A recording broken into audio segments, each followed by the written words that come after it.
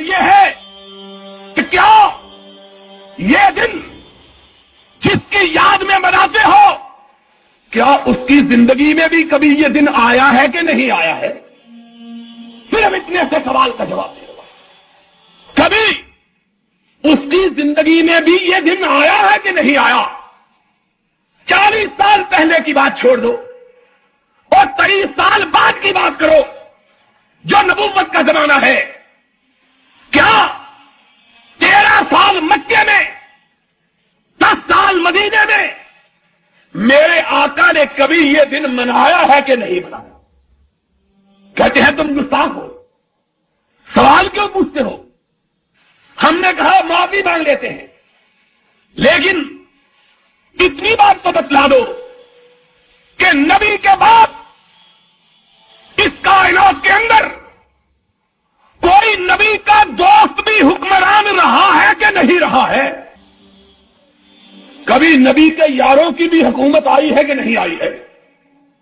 کبھی نبی کے دوستوں کا بھی اختیار ہوا ہے کہ نہیں ہوا ہے؟ اگر تمہارا عقیدہ یہ ہے کہ صدیق نبی کا کچھ لگتا تھا اور وہ 11 ہجری کو حکمران ہوا، 13 ہجری کو ان کی وفات ہوئی، تو اتنا تو بتلا دو 2 برس یہ دن ان کی زندگی میں آیا ہے کہ نہیں آیا ہے؟ اور پھر بتلا دو کہ فاروق کے بارے میں تمہاری رائے کیا ہے؟ 10 برس، سن 13 سے لے کر 23 تک، 24 تک وہ بھی حکمران رہا ہے 11 برس، کیا اس کی زندگی میں بھی یہ دن کبھی آیا ہے کہ نہیں آیا ہے؟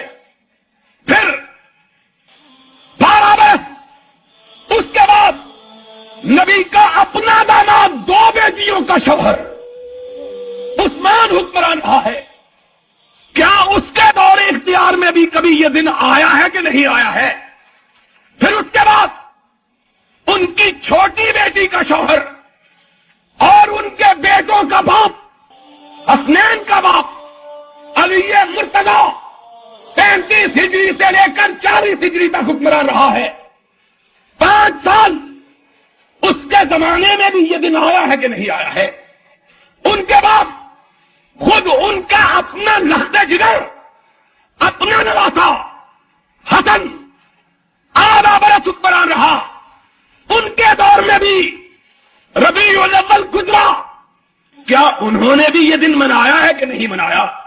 یارو، ہم اپنے لیے تو نہیں لڑتے، ہم کو مجرم کہہ دو تو کوئی بات نہیں، لیکن دیکھو تو صحیح کہ تمہاری ستم گری کن کن لوگوں پہ اثر انداز ہو رہی ہے۔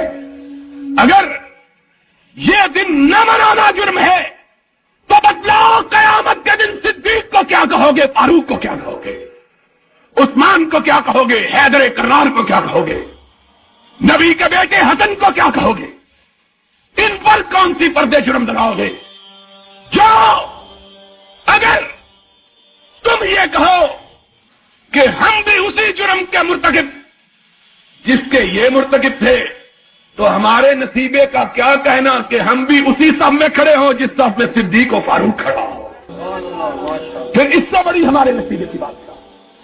لوگوں، آؤ انصاف کی بات کرو۔